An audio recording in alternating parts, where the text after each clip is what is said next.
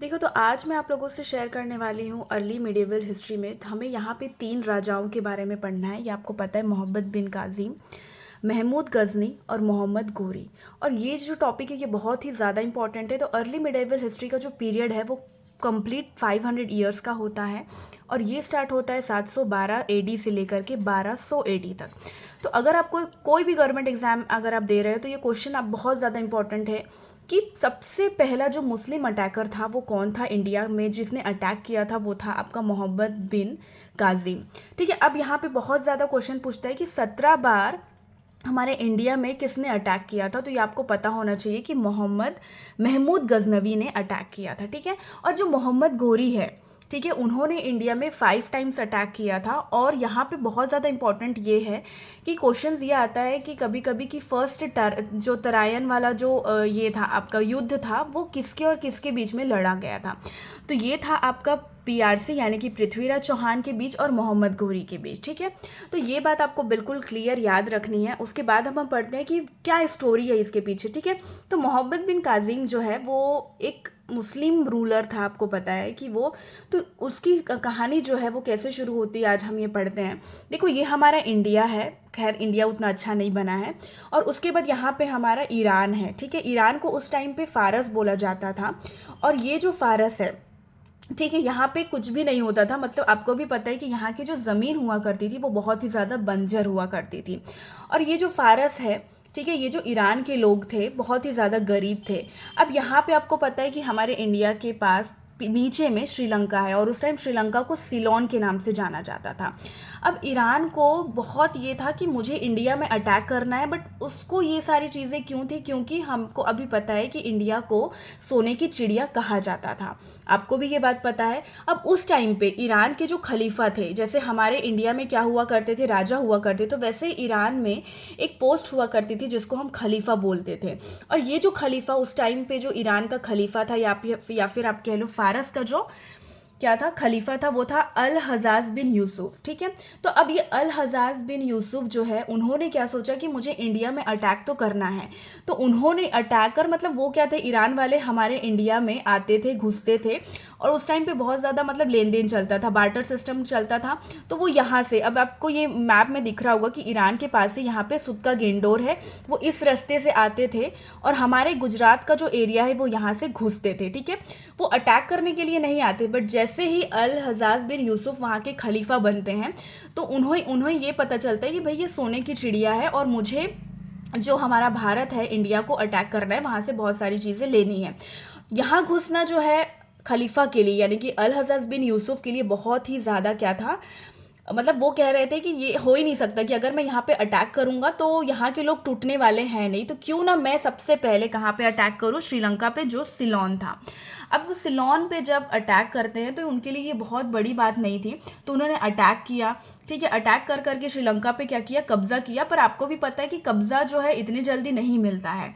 तो अटैक किया उन्होंने और जो बहुत सारे ईरान या फिर फारसी लोग थे वो श्रीलंका में मूव हो गए थे।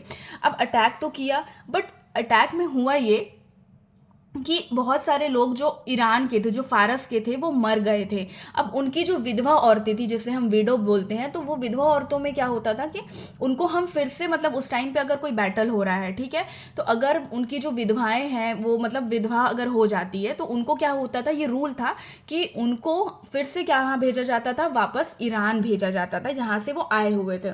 तो अब क्या हुआ कि श्रीलंका से जो ईरानियन लोग थे, जो फारसी लोग थे, उन्होंने 3 शिप निकाली और 3 शिप में उन्होंने विडो को भी लिया और श्रीलंका को भी उन्होंने क्या किया, जो श्रीलंका आपको भी पता होगा कि ये जो मोती वगैरह होते हैं, डायमंड था, गोल्ड था, सिल्वर था, यहाँ से जो फारसी लोग थे वो सारे चीज़ क्या कर रहे थे, चोरी करके यहाँ से जा रहे थे। उन्होंने 3 शिप ली। अब बीच में हुआ ये कि बीच में ना, यहाँ पे आप देख रहे हो ईरान वगैरह के आसपास यहाँ पे आइलैंड था। तो जो लुटेरे होते हैं उन्होंने इनकी जो शिप थी उसको लूट ली। ठीक है, जो लुटेरे को हम क्या बोलते हैं, पायरेट्स बोलते हैं। तो उनको जो शिप थी उन्होंने लूट ली और साला जो उसमें माल रखा हुआ था, जो भी चीज़ें थी, उनको लूट लिया और उनके जो भी विधवा औरतें थी उनको भी बंदी बना लिया।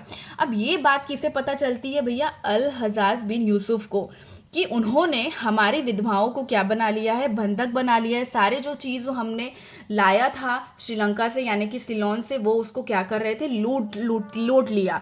ठीक है, तो अब बिल्कुल ये बात आती है यूसुफ की इज्जत पे कि भैया मुझे तो ये कैसे भी इनको वापस लाना ही पड़ेगा। तो जो यूसुफ होता है, ठीक है, जो यहाँ का ईरान का खलीफा होता है, वो डायरेक्टली क्या करता है, सिंध के जो राजा है, यहाँ पे आप देखो कि गुजरात के ऊपर में थोड़ा सा सिंध हमारा आता था, जो कि अब उस टाइम पे पंजाब में आता था। ठीक है, तो ये होता था कि सिंध का जो राजा उस टाइम पे हुआ करता था वो था आपका राजा दाहिर सिंह। ठीक है, तो राजा दाहिर सिंह को ये जो यूसुफ था, उन्होंने बोला कि आपने जो जो भी सारा चीज़ लूटा हुआ है, जो भी जिन्हें भी आपने मतलब जो विधवा है आपकी बंदी है, उनको आप वापस भेजो, नहीं तो हम अटैक करेंगे। अब जो राजा दाहिर सिंह है, उन्होंने रिप्लाई ये दिया कि भाई हमने नहीं लूटा है आपकी कोई भी चीज़, आपकी चीज़ हमने कोई भी नहीं लूटी है, आपको गलतफहमी हुई है। अब गलतफहमी ये हो गई थी यूसुफ को कि यहाँ पे जो आइसलैंड वगैरह जो रहते हैं ना, वहाँ पे लुटेरे थे। ठीक है, लुटेरों ने लूटा था, पर हुआ ये कि फिर उन्होंने उसको खत भेजा, वो माने नहीं। ठीक है, सारी चीज़ें हुई और अल्टीमेटली क्या हुआ, ये जो ईरान वाले जो यूसुफ था, उसने क्या किया, सिंध के ऊपर अटैक कर दिया। ठीक है, अब सिंध के ऊपर इसने अटैक किया, तो आपको एक चीज़ यहाँ पे बात वो होनी चाहिए कि नहीं, सॉरी, यूसुफ ने तो किया, बट यूसुफ का एक कमांडर हुआ करता था। ठीक है, जो कौन थे, मोहम्मद बिन काजिम, तो जिसके बारे में हम बात कर रहे हैं। तो मोहब्बत आ रहा है मेरे मुंह में, सॉरी, मोहम्मद बिन कासिम 1700 एडी में उन्होंने सिंध पे अटैक किया, और अटैक किया तो वहाँ से सारी जो चीज़ें थी, जो भी लूटना था, उनको मार काट पीट करना था, वो सारी चीज़ें उन्होंने कर दी। ठीक है, अब करने के बाद उनके यहाँ पे भी क्या हुआ था कि जो भी औरतें थी, विधवा औरतें थी या जो भी औरतें थी, उन्होंने उसको बंदी बना लिया था, मार दिया था। ठीक है, अब यहाँ पे स्टोरी की लाइन ये रहती है कि ये जो सिंध का जो राजा था, राजा दाहिर सिंह, इसको भी उन्होंने क्या किया था, मार दिया था। अब मारने के बाद क्या हुआ कि ये जो है राजा दाहिर सिंह की उस टाइम पे दो पुत्रियां हुआ करती थी, जिनका नाम था सूर्यवती और सोमवती। सूर्यवती और सोमवती। ठीक है, तो उनके जब दरबार में राजा दाहिर सिंह की पुत्री को जब यहाँ पे लेके गए मोहम्मद बिन काजिम, या फिर आप कह लो इनके जो हजाज बिन यूसुफ है, उनके दरबार में, तो जो यूसुफ है उसको बहुत ज़्यादा क्या आ गया था, बहुत ज़्यादा क्या बोलते हैं हम, मतलब वो सिंपैथी हो गया था कि यार मैंने तो राजा दाहिर सिंह को मार दिया और इनकी दो पुत्री है, अब इनका क्या होगा। तो ये जो पुत्री है ना, इनको वो सोचता है कि अब मैं इसे अपने ही पास रख लेता हूँ, और वो उन दोनों को बेटी की तरह रखता है। ठीक है, दिन पलटते हैं, दिन जाते हैं, और आपको ये बता दूं कि ये जो यूसुफ है, अल हजाज बिन यूसुफ की जो बेटी है, उनकी शादी किसके साथ हुई थी, मोहम्मद बिन काजिम के साथ हुई थी। यानी कि यूसुफ जो है वो ससुर थे और जो काजिम थे वो दामाद थे। ठीक है, अब धीरे धीरे यहाँ पे स्टोरी लाइन ये देखो कि ये जो सूर्यवती है और सोमवती है, सूर्यवती जो है वो बिल्कुल मतलब अपने जो मतलब ये जो राजा था, कौन सा, हाँ, अल हजाज बिन यूसुफ जो है, वो सूर्यवती को इतना ज़्यादा प्यारा मानता था, इतना अपना बेटी जैसा मानता था कि वो उसकी अब हर बातें सुनने लग गया था। तो सूर्यवती ने जो यूसुफ है उसके कान भर दिए कि ये जो आपका जो कमांडर है मोहम्मद बिन काजिम, वो कल्प्रिट है, वो आपके तरफ नहीं है, वो दूसरों के तरफ है। इस तरीके से उसने कान भर दिए थे। और एक दिन ऐसा हुआ कि अल हजाज बिन यूसुफ ने क्या किया, उसको ये मतलब बिन कासिम को जिंदा गड़वा दिया।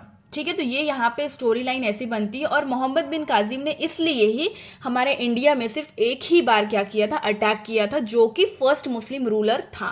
तो आई होप आप लोगों को ये बातें अच्छे से समझ में आ गई होगी। और अब अगली जो महमूद गजनवी के बारे में अब हम अगले वीडियो में बात करेंगे।